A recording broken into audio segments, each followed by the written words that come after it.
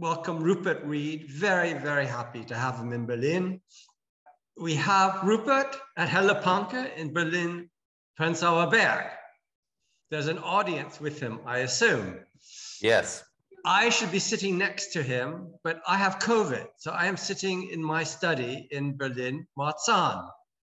And we have, trying to hold this all together, Frank Engster and Sven Buchin with Rupert together. And then we have our two interpreters, Oscar and Jack, I believe, in Switzerland. So this is all very, very complicated.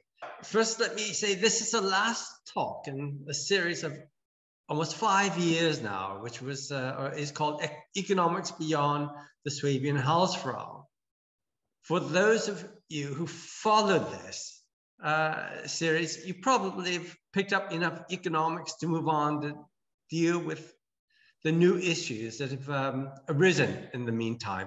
We also moved on. We went over to climate change about 2 years ago, as we thought that was a primary discussion point in Europe. It still is, but we have the feeling that it's time to move on. We have another important point, and the new series, which begins on the 1st of November, is called The New International Order. And the first speaker we'll have, and that's just a Zoom cast because he's not traveling now because of COVID, is with Michael Hudson at 8 o'clock on the 1st of November. Then we also have scheduled Claire Daly on the 6th of February and Wolfgang Streeck the 2nd of March. We would like to thank, as always, the Helle Panke and the Luxembourg Stiftung who have made this possible and financed these talks. And once again, thank you, Rupert, very, very much for coming. Well, thank you, Matthew. Thank you for that kind introduction. Yeah, check out Brave New Europe. Okay, so here's my talk. We are past the time we should have begun. So I've got a lot of slides here. I'm going to speed through them. And I hope you will enjoy it, if enjoy is the right word. So the title of my talk is, are you ready for the whole truth? Surprising rewards of facing up to climate breakdown. That's me, and this talk is based on my forthcoming book, which is called, Do You Want to Know the Truth? The Surprising Rewards of Climate Honesty. And there is a slightly surprising way that the cover appears. This book will be out next month to coincide with COP27, where you will hear a lot of things that are not so truthful, but we are doing what we can to get in the way of that, as my talk will explain. This talk also employs the work of my brilliant colleague, Mark Lopatin, who I work with in the organization I'm the co-director of, which is called the Moderate Flank that we're trying to build, and of Mark's colleagues in Scientist Rebellion, including crucially here in Germany. And here is a little montage of Scientist Rebellion. We will return to this image later. So let's get started. Are you ready to be leveled with? Are you ready for the truth? Well, but actually, I think you're having chosen to come this evening, whether in person or online, means that you basically already know.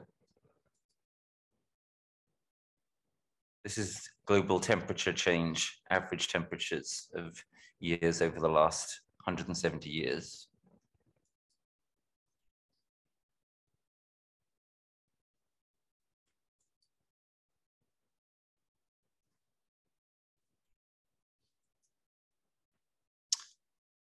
This is an image of the Earth as it could look in 2100. You'll see the very dark zones are just, well, impossibly high temperatures, impossible for human beings to live in.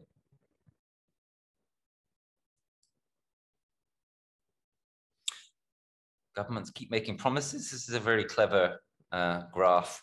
This graph indicating all the various inflection points over the last 40, 45 years.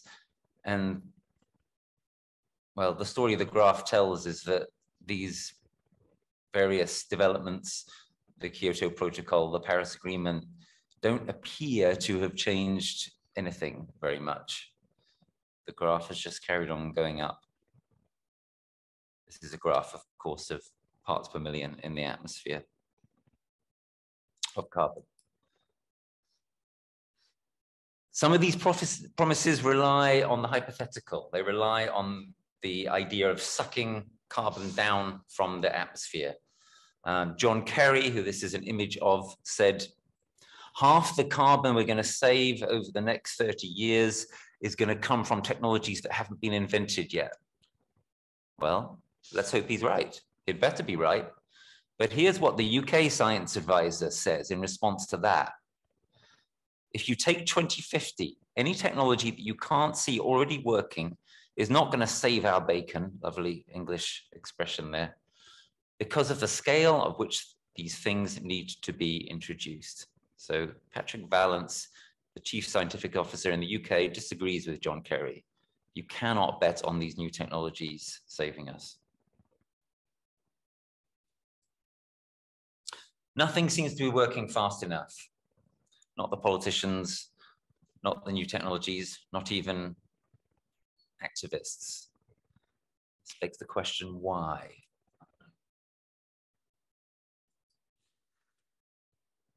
Meanwhile, the pollution goes on. New fossil fuels are opened up, even though we already have enough to fry ourselves several times over. People living in countries like this one are more aware than a few years ago, definitely. But still not really acting in huge numbers. Again, we wonder why. Why is that?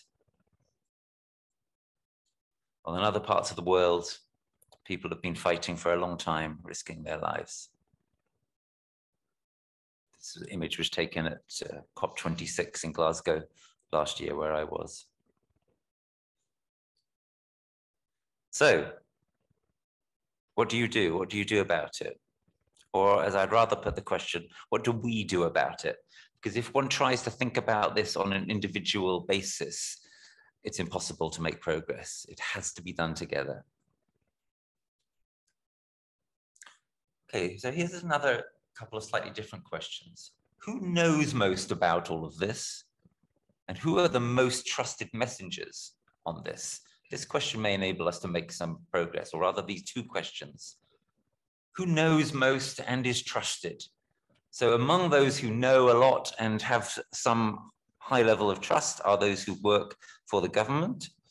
Insurers also know a great deal about the truth about where we are and where we're going, maybe not quite as trusted. Obviously, I'm giving the game away at the bottom of the screen there. It's scientists who know most of all about this and are the most trusted. Here is a poll indicating very high levels of trust, especially last year in what scientists have to say about the environment. So how can that trust be put to better use? What if we did this? What if we asked scientists and other knowledge owners, civil servants, insurers, etc., to share publicly what they share with one another about the world's response to climate breakdown and about that climate breakdown itself? What do I mean here? Share publicly what they share with one another. So I work at the University of East Anglia alongside some of the world's leading climate scientists. And what you find if you talk candidly to climate scientists and ecologists is they will tell you, they will tell you if you buy them a drink, they will tell you that they fear the situation is worse than what they put in their papers and their official reports. And they never think it's better than that. They always think it's probably a bit worse, maybe a lot worse. Why? Well, there are various reasons, but there are some very simple reasons to do with the way that science works. Basically, scientists put in their papers what they can prove. They don't put in there what they fear or what they think. They put in there what they can prove. Yeah. So what they think the actual situation is always worse than that. It's always worse than what they can prove it is. So what we're saying is, let's ask scientists and other knowledge owners to come fully clean about what they think and to say, not just to me when I buy them a drink, what they think, but to say to you, to all of you, to everyone, what they think, what they fear.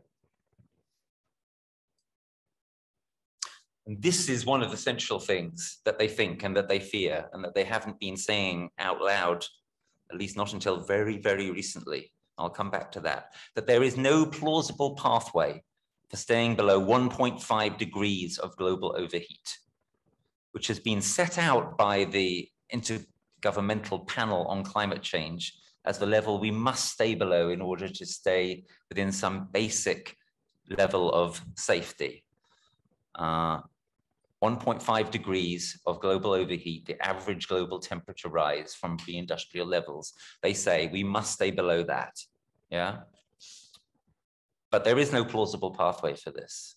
And if you buy a scientist a drink and ask them what they really think, they'll nearly all tell you that, even though that is not the message that is in the public domain.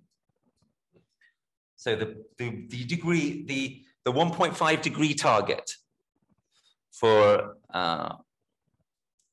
climate safety, for some reasonable level of climate safety, what this image shows, it's in the rear view mirror, right? It's an English expression. It means it's in the past, which means it's no longer possible for us in the future to stay below it. We are going to pass it. We haven't passed it yet, but we will pass it. That is going to happen. It's 5 past midnight. What do I mean by that? So the message we hear over and over again from journalists, from politicians, from scientists is it's 5 to midnight. We've still got a chance if we act now, if we act strongly, to keep ourselves safe. Boris Johnson went a little further than that at COP26. He said, it's 1 minute to midnight. This is our last chance. This is our last warning. So the message I am sharing with you this evening is, this is not true. It's 5 past midnight. The level of overheat we needed to stay within to stay safe, we are already guaranteed to go through that. There is no plausible way in which we can stay below it. It's 5 past midnight. We are already in the danger zone. It's not that if we act now, things are going to be okay. No, if we act now, things will be much better than they will be if we act in 5 years or 10 years, but they will not be okay. We are out of the safety zone. And this is important. As Johan Rockström, the great systems thinker on climate, says, a rise of 1.5 degrees is not an arbitrary number. It is not a political number. It is a planetary boundary. It is very terrible and tragic news that we are going to burst through the 1.5 degree barrier. It's a cause for lamentation. It's a cause for reassessment. It's a cause for anger. And that is what we need. Those are the things that we need. This is part of my fundamental point here this evening. We don't need false promises or false hopes. We need the truth, and we need the anger and the sadness and the energy and the action that could come from that. But thus far, few are publicly saying 1.5 degrees centigrade is lost as a goal. More and more are saying it all the time. It's changing rapidly. It's been changing while I've been putting this slideshow together. But we're not there yet. Here are some of the people who haven't been saying that. Here are some of the people who go on saying, it's 5 minutes to midnight or it's 1 minute to midnight. We can still do it if we act quickly. We can keep ourselves safe. All these non-governmental organizations, all these media organizations, all these politicians, Potsdam here in Berlin, even the wonderful David Attenborough and Antonio Guterres, 2 wonderful voices for the world's climate and the world's nature. They are still giving this message. If we act now, we can keep ourselves safe. We can stay below 1.5 degrees. They're wonderful people, but what they are saying is not true. And they are either deliberately or accidentally misleading the public, misleading you. So here is the truth. In a recent event with about 60 of my colleagues at the University of East Anglia, after I'd spoken about the need to tell the truth, The chair asked for a vote taken. The chair asked the 60 experts in the room, how many in the room believe that 1.5 degrees centigrade as the maximum level of global overheat that we can have in order to stay safe? How many still believe that that goal is alive, which is the expression that people have been using? 1.5 to stay alive and 1.5 is alive. No one raised their hand. Not one person raised their hand.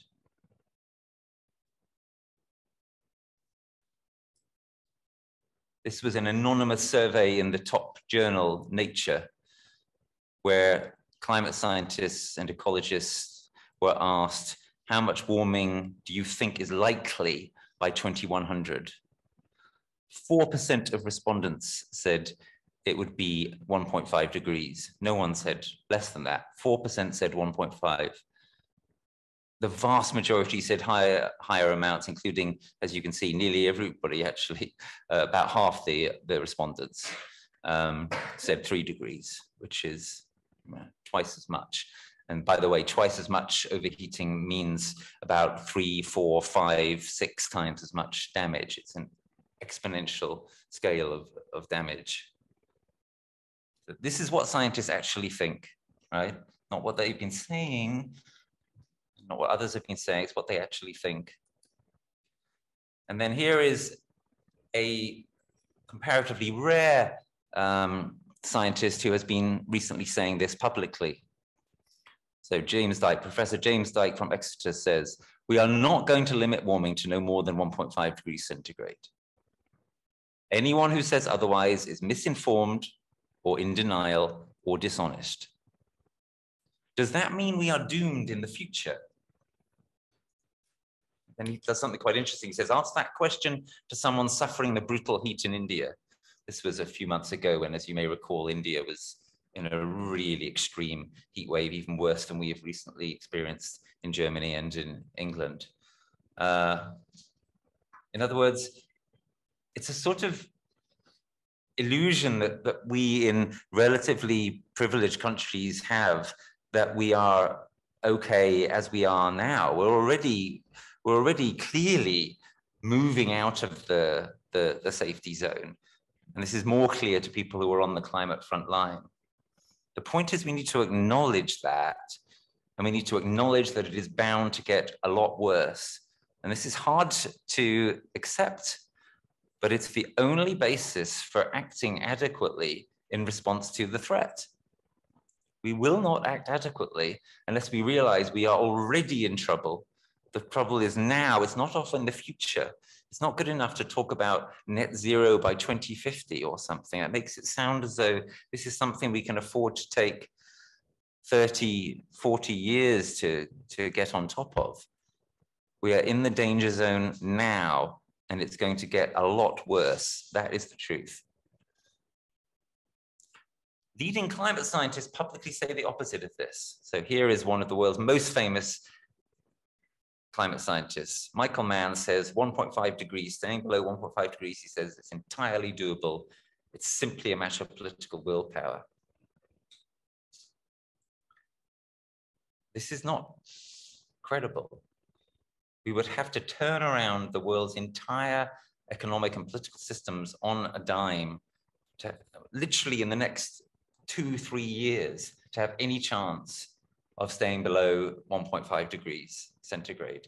Anyone who thinks that is going to happen after seeing what's happened this year, for example, in response to the Ukraine crisis, is not living in the real world.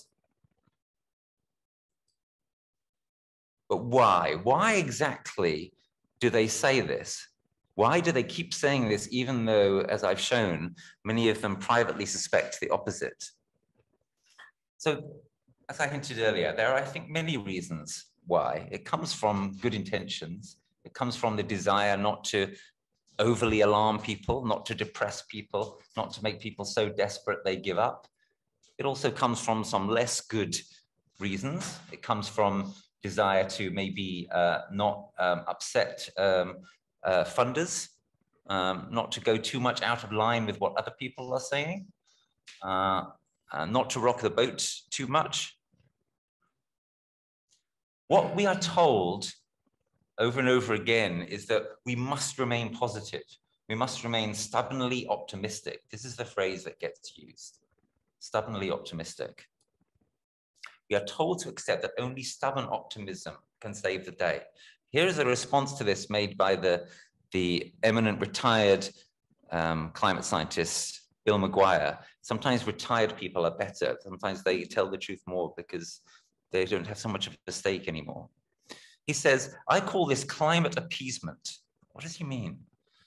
What he means is that when we are talked to by the stubborn optimists, they are telling us what we want to hear. They are telling us that there is still time. They are telling us that if we pull together, we can stay safe. They are telling us that everything is going to be okay if we just work really, really hard. But it's not true. Everything is already not okay. It's going to get a lot less okay. We need to stop telling people what they want to hear. We need to stop trying to appease them. We need to tell the truth. As Bill says, the world needs to know how bad things are going to get before we can hope to start to tackle the crisis. Here is another voice, this time from the global south. The millions of people being uprooted by climate change do not benefit from the stubborn optimism of environmental elites. They will be better served by the stubborn realism of the experts and activists, now brave enough to call for urgent degrowth in rich countries and fair adaptation everywhere. Adaptation because we can't carry on just talking about the future. The crisis is here. We have to adapt now. We have to prepare now. We have to build resilience now. We know this, right? We all know this, but we try to keep it at arm's length by telling ourselves there's still time. It's still 5 minutes to midnight or 1 minute to midnight.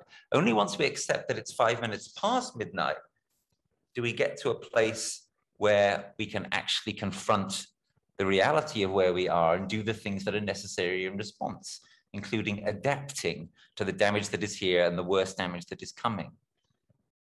So that is the claim that I want to make. We do not need stubborn optimism. We need stubborn realism. We need to be realistic even when people don't want to hear it, even when it's hard.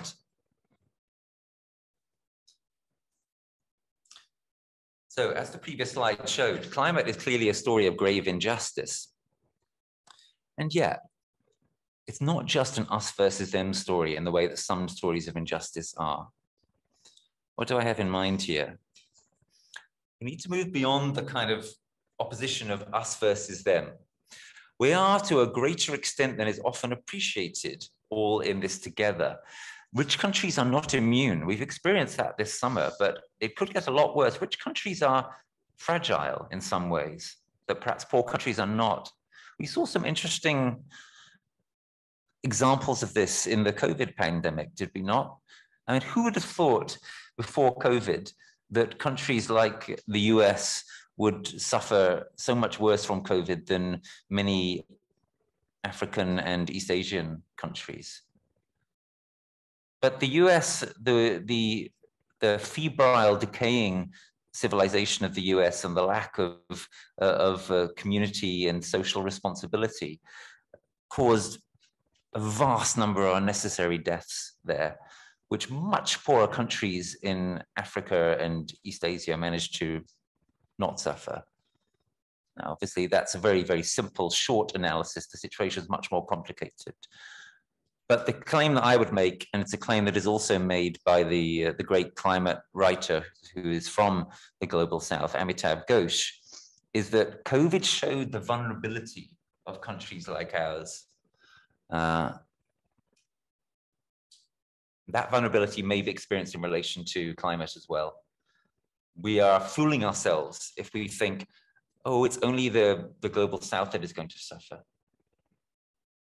So we are all in this together to a greater extent than is often appreciated. If things really deteriorate, if we move to 3 or 4 degrees of global overheat, there will be probable collapses of civilization in many parts of the world, not only in the global south. We also all bear some responsibility, albeit some of us much more than others. And above all, we are all tempted to shy away from the bitter truth. We all can recognize the attractions of stubborn optimism. We can all recognize the desire to believe that it's all going to be okay, that there's still time to get things sorted, that it's still 5 minutes to midnight. On climate, we may like to think that there is a complete contrast between us good people on the one hand and the corrupt, the failed, the denialistic, the political and media and business class on the other. But again, this is very misleading.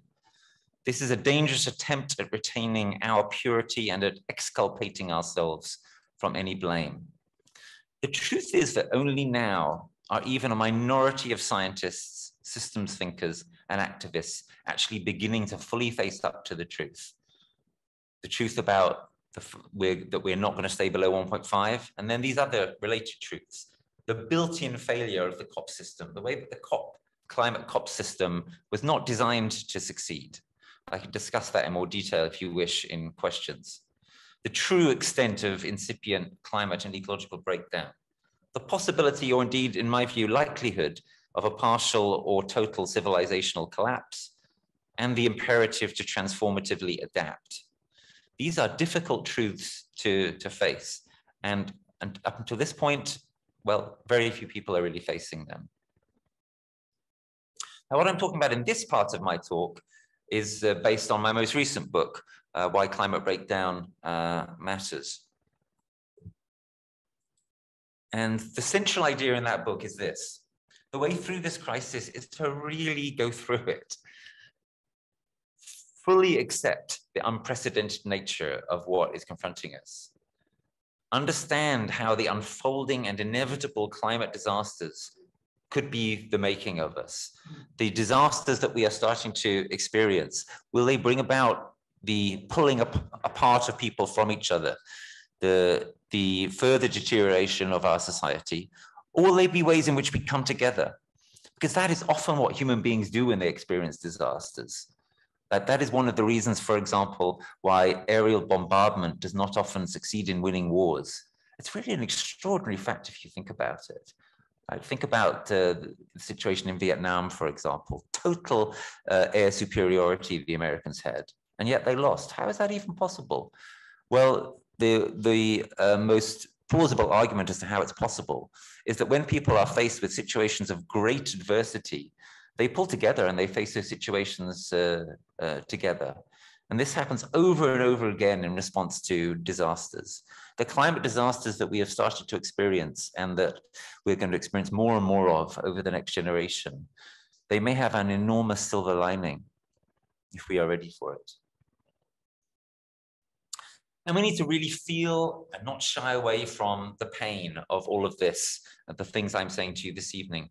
As Hölderlin said, where the danger is, there also the saving power lies.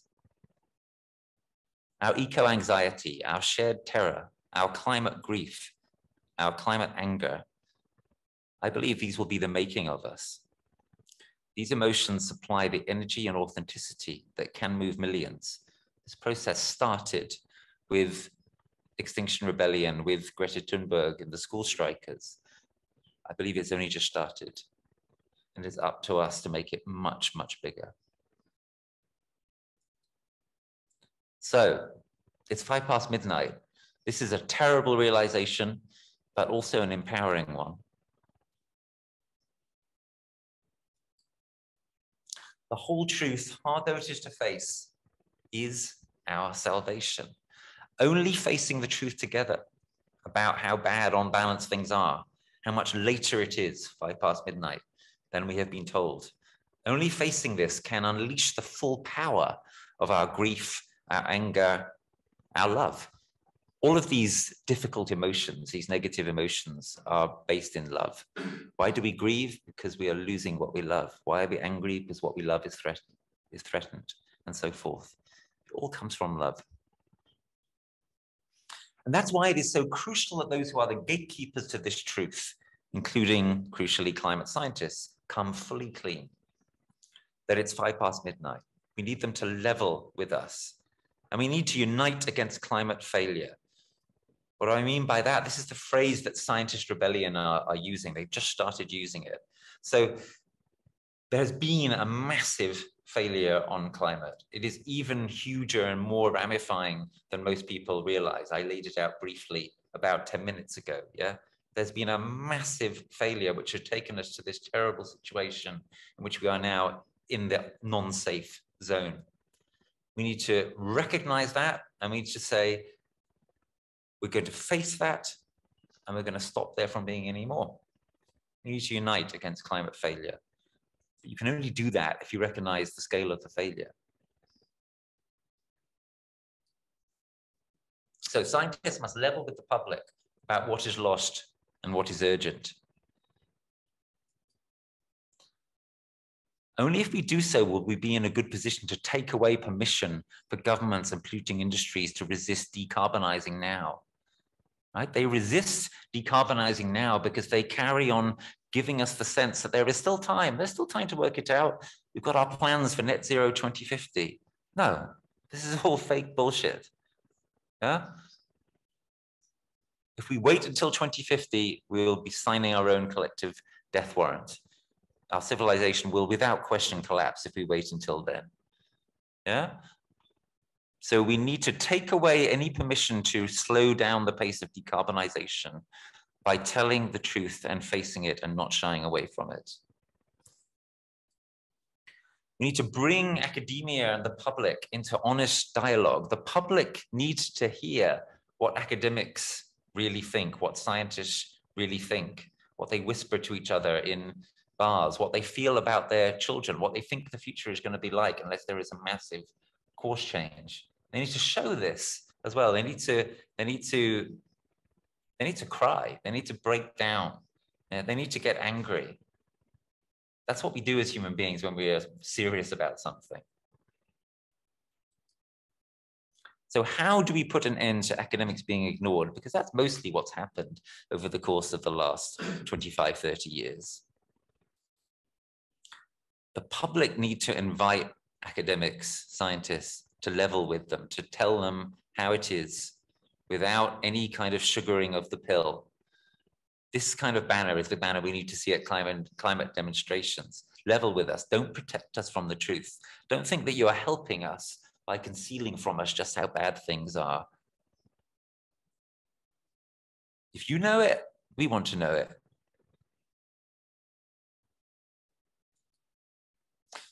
And the campaign to do this is here now. I don't know if you've heard about it. I don't know how much it's been in the media here. It's been in social media a lot. It's happening right now this month in Germany. The German public can now demand answers from government and first from academics, from scientists. Ask them to level with you. Level with us so we can plan our future, not based on fantasies, but on reality. Level with us so we can demand the right things from government, to demand them strongly and demand them fast. Level with us because we all deserve to know the full story. You know, it shouldn't be an elite only who get to understand where we actually are. So as I say, actions are happening right now. In Berlin this week, scientists occupied a Porsche showroom today and glued onto the cars in it. And there's more happening tomorrow. And then the focus is going to shift to Bavaria for next week. So keep your eyes on that. And here are what these scientists who I'm in solidarity with are asking for. Firstly, level with us. Admit that the first global climate goal is lost. The world's climate will tragically, horrifically tip into the kind of dangers which will grow above 1.5 degrees centigrade. This is the starting point. This needs to be admitted. Secondly, what they're saying on the basis of this is that the German government should write immediately to the IMF, the International Monetary Fund, admitting that this goal is lost and that the worst immediate impacts of the degrading of our climate that is now baked in will fall upon the global south. And therefore the global south needs to be treated much better by the global north. The suggestion is this should start with the immediate cancellation of the debt supposedly owed by the global south to the global north.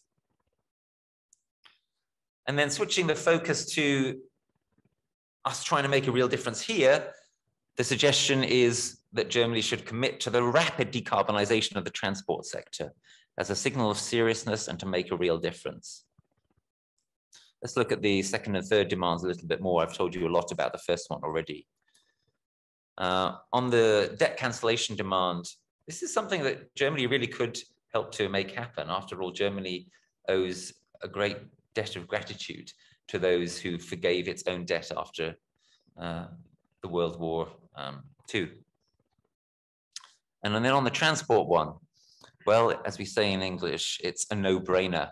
There should be increased support for public transport and cycling, and in huge letters, because as an English person, it's very bizarre to go on the autobahns here. For goodness sake, implement a speed limit on motorways. You know that there is an exponential increase in fuel use as the faster you drive. It massively increases the inefficiency of running a car engine at very high speeds. It would be a very easy way to stop guzzling so much petrol here. And you can help make this happen in community with others who feel just like you. And this community is growing all the time. Let's help create a don't look up moment for academia. I'm referring to the film Don't Look Up. If you haven't seen it, you must see it. It was a smash hit on Netflix at the start of this year. And what Don't Look Up is about, it has a metaphor in it for the climate more than emergency that we are in. And the idea was that the bad guys, the denialists, etc., are saying to you, don't look up, don't look and see what the real situation is. What we need to do is to, in the way that Don't Look Up critiqued the way that people in the media and so forth and in politics are doing that right now with regard to climate. We need to have a similar kind of moment of critiquing any such dishonesty in relation to academia, in relation to academics and scientists. Because it's time to look up. Let's go from the prevailing attitude of don't look up to really looking up. From a kind of soft denial of the realities of how bad things are to leveling with us. And all you have to want to do, you just have to want to know the truth and to feel it. And of course you do. As I suggested at the start of this talk, I believe that you already do. So some will be doing non-violently, whatever it takes. This incredible image which you saw a version of at the start of this talk, is from the Scientist Rebellion action several months ago in Madrid. And scientists have been doing non-violent direct action this week in Berlin. Next week it will be Bavaria. You know, when scientists are driven to doing this, it really should tell you something. Maybe you want to join them or help them. If not, there are other things you can do. But whatever you can do, please do it. And make sure that the slide I'm about to show you is, and always will be, a very bad joke. So here is an imagined front cover of a future IPCC report. It's 2040, we haven't done anything. Things are getting really, really horrendous. Parts of the world are collapsing. And the IPCC say, our best chance for stopping the climate emergency now, invent a time travel machine. Go back in time and take away some of those emissions before they even happen. That's our best shot. Yeah, that's not where we want to end up. And that is where we're heading, more or less. That is where we're heading. Okay, that was my talk. So to finish with some concrete things that really anyone should be capable of doing. Do consider reaching out to help, or at least find out more about Scientist Rebellion. There is their website. Start demanding that scientists and others who know level with us, level with you. Join in with what is happening in Berlin, in Germany this month and henceforth. And here, this is, if you're only going to write down one reference, this is the most crucial one. www.unite-against-climate-failure.de/ So the site is in German and also in English. And this site gives you easy ways to act, to ask scientists and others to tell the full truth about where we are at. And if people start doing this in scale, then I think we will see a lot more of what we started to see. Even while I was putting these slides together, there were more people coming out saying, you know what, we think that we're not going to stay below 1.5 degrees. We have to be honest about this. We have to draw the consequences. This site, the Unite Against Climate Failure site, is trying to accelerate that process, get more scientists to be truthful about their fears and their beliefs and their expectations. And this as a way of leveraging and growing the truth so that it's no longer possible for people to continue to tell these fairy tales that everything's going to be okay and that we'll sort everything out before the clock reaches midnight. This is the number one suggestion I have for a simple action that anyone can undertake. And then finally here, I'm here in Berlin for a few days. If you want more of me after this evening, if this hasn't been enough, if you can stand the difficult emotions, then I'm talking to Scientist Rebellion tomorrow. And on Friday, I'm going to be debating Andreas Malm and Slavoj Žižek at the Politics of Nature conference here in Berlin. Unfortunately, I must tell you, however, that since I put this slide together, the event has sold out. So you can't actually get in, but anyone can see it online. So that's something you can do online if you wish to. Thank you very much for your attention. Thanks for staying with me here. Those are my Twitter accounts if you want to follow me for updates. The most recent tweet at my Green Rupert Read Twitter account, which is my main account, gives the information from Scientist Rebellion about what they're urging everyone to do, the Unite Against Climate Failure action. So that's another way you can get to that. And then I will just leave you with the cover of my next book. And hopefully now the title of it, Do You Want to Know the Truth? The Surprising Rewards of Climate Honesty may mean more to you than it did at the start of the talk. And if you want to know even more, the book will be out in time for the start of COP27, in relation to which I believe the truth is that, once again, it is definitely going to fail us, and we need to be ready to respond accordingly. Thanks so much.